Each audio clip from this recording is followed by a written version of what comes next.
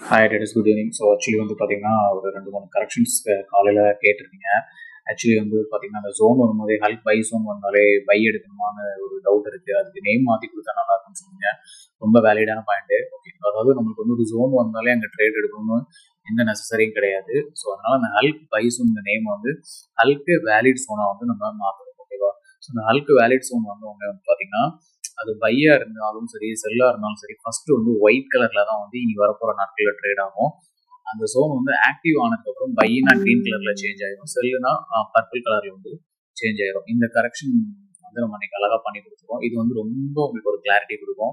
So வந்து trade எப்போ active ஆகுதுங்கிறது சில நேரங்களில் வந்து ட்ரேட் கன்ஃபர்மேஷன் வந்து பார்த்தீங்கன்னா டார்கெட்டோட 50% ரீச் ஆகி ரொம்ப சென்டர்ல போய் கொடுத்தீங்கன்னா அந்த ட்ரேட்ல ரிஸ்க் ரிவார்டு ப்ராப்பரா இல்லைன்னா அந்த ட்ரேடை வந்து நீங்க எடுக்க வேண்டாம். அடுத்து அந்த காலை வந்து எடுக்கிறதுக்கு நம்முடைய இம்பல்ஸ் ஆன்ட்மேன் ஆர்எஸ்ஐ வந்து கொடுக்குறோம். ஸோ அதை யூஸ் பண்ணி நீங்கள் பண்ணிக்கோங்க.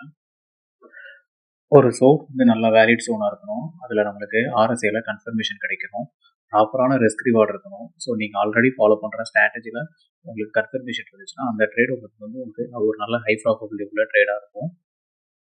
ட்ரேடர்ஸ் அப்போ ஆக்சுவலி இந்த இண்டிகேட்டர் வந்து நீங்கள் ஒரு டூலாக மட்டும் பாருங்கள். இதை வச்சு மொத்த விஷயத்தையும் வந்து பிளான் பண்ணாதீங்க. இதில் வந்தாலே என்ட்ரி எடுத்துக்கணும், இல்லை அப்படி அந்த மாதிரி பிளான் பண்ணாதீங்க. உங்களுக்கு ஆல்ரெடி ஒரு ஸ்ட்ராட்டஜி தெரியும், மார்க்கெட்டை நீங்கள் ஒரு விதமாக ப்ரிடிக்ட் பண்ணி வச்சிருக்கீங்க. ஸோ அது கூட இந்த டூலோட கன்ஃபர்மேஷன் உங்களுக்கு ஃபேவராக இருந்துச்சுன்னா அதை வச்சு உங்களோட ரிஸ்க் ரிவார்டாக மேனேஜ் பண்ணிட்டு ப்ராப்பராக டிசிப்ளினாக ட்ரேட் எடுத்தீங்கன்னா உங்களோட ட்ரேட் சக்ஸஸ் ரேட், உங்களுக்கு குவாலிட்டி ஆஃப் ட்ரேட் இம்ப்ரூவ் ஆகும். உங்களோட நீங்கள் வந்து ஒரு ப்ராஃபிட்ஸ் வந்து வர முடியும். அதை தவிர்த்து இதில் ஜோன் வந்தாலே டார்கெட் அடிச்சுவோம் அந்த மாதிரி நீங்கள் பண்ணாதீங்க. நம்ம இண்டிகேட்டரோட பெர்ஃபார்மன்ஸ் டேபிள், அதை ட்ராக் ரெக்கார்ட் லாஸ்ட் 100 டேஸில் என்ன ப்ராஃபிட் பண்ணியிருக்கோங்கிறத மேலே போட்டுருக்கோம். அதில் 100 டேஸில் வந்து பார்த்தீங்கன்னா ஒரு 70% சக்ஸஸ் ரேட் இருக்குது. ஓகே, ஸோ அந்த 70க்கு தான் நீங்கள் 60% சக்ஸஸ் ரேட் மைண்டில் ஃபிக்ஸ் பண்ணிக்கோங்க. இப்போ 60%னா எப்படி பார்த்தாலும் நமக்கு ஒரு 3லேருந்து 4 கால் ஸ்டாப் லாஸ் அடிச்சு தான் தீரும். ஸோ அப்போ நீங்கள் அதுக்கு கொஞ்சம் நல்லா ப்ரிப்பேராக இருந்தீங்கன்னா அந்த 3-4 ஸ்டாப் லாஸில் ஒரு 2 ஸ்டாப் லாஸை நீங்கள் ஈஸியாக வந்து அவாய்ட் பண்ணிடலாம்.